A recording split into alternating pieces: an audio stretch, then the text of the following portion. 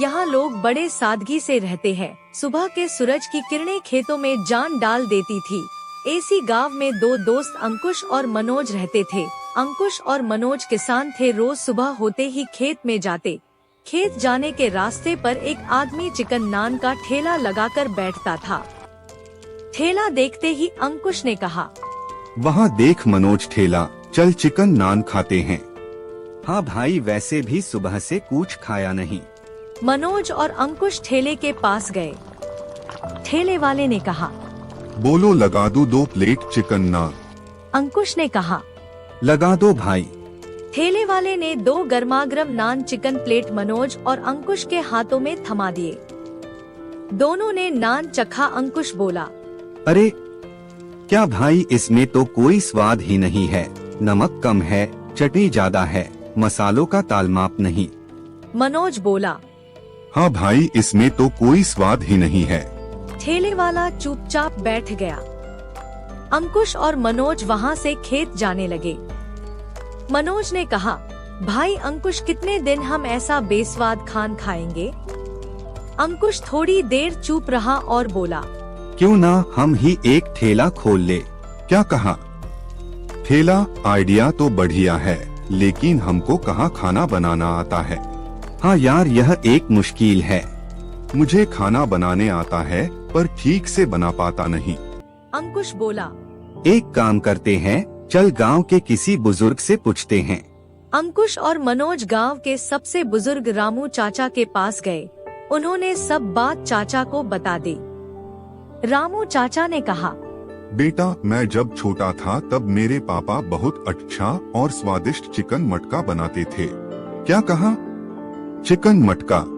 हाँ बेटा, चिकन मटका, ताजा चिकन और घर में बने हुए मसाले। चिकन को मसाले लगा के मटके में डालकर धीमी आंच में पकाना। खुशबू सूंघ के गांव वाले घर तक आते थे। अंकुश ने कहा, चाचा, लेकिन हम वैसा चिकन मटका कैसा बना सकते हैं? चाचा ने एक पुरानी डायरी अंकुश के हाथ में थमा दी। ये क्या है चाचा जी? बेटा, इसमें चिकन मटका बनाने की सीक्रेट रेसिपी है। अंकुश और मनोज ने चाचा को धन्यवाद कहा और वहाँ से खुशी से चले गए। अंकुश और मनोज दोनों बाजार गए। अंकुश ने ताज़ा चिकन लिया। मनोज ने मसाले और मटके का इंतजाम किया। घर आते ही उन्होंने ताज़े चिकन में मसाले मिक्स किए। चूल्हे पर मटका रखा। मटके में चिकन डाला। उसे धीमी आंच में पकने दिया। मनोज बाहर नया ठेला लगाया। ठेले के ऊपर लिखा था देसी चिकन मटका। ठेला लेके गांव में गए। धीमी आंच पर चिकन मटका पकाना चालू किया।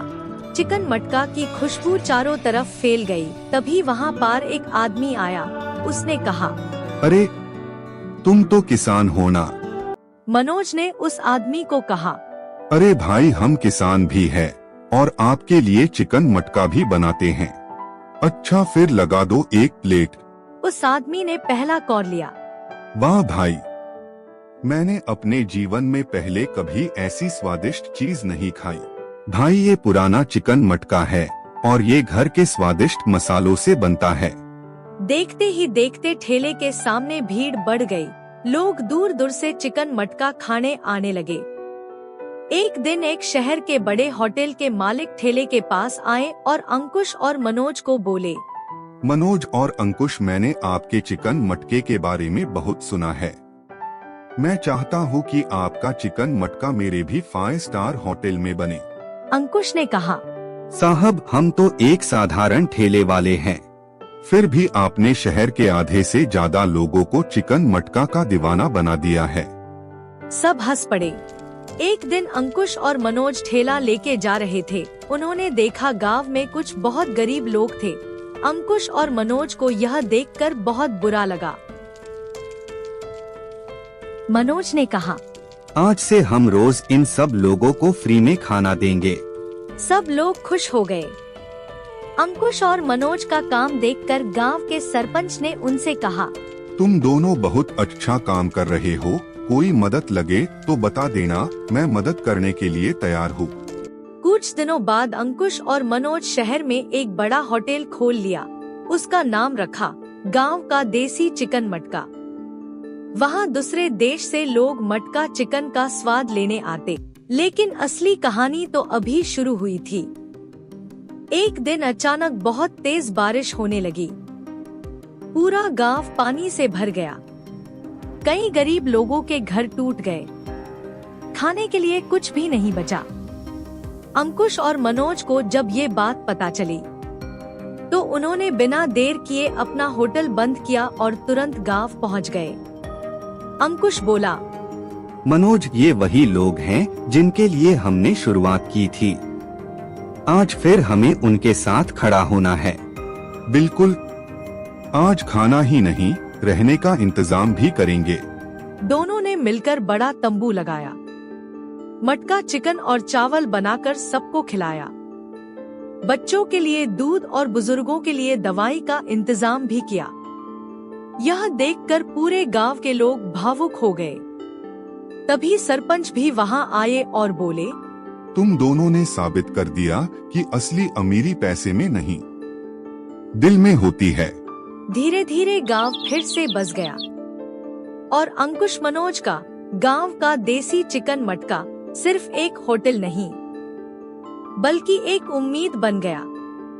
अब वहां सिर्फ खाने के लिए नहीं बल्कि इंसानियत देखने के लिए भी लोग दूर दूर से आने लगे। अंकुश और मनोज का नाम अब दूर दूर तक फैल चुका था, लेकिन उन्होंने कभी अपनी शुरुआत को नहीं भुलाया। एक दिन गांव में एक छोटा लड़का आया, फटे कपड़े, भूखा और डरा हुआ।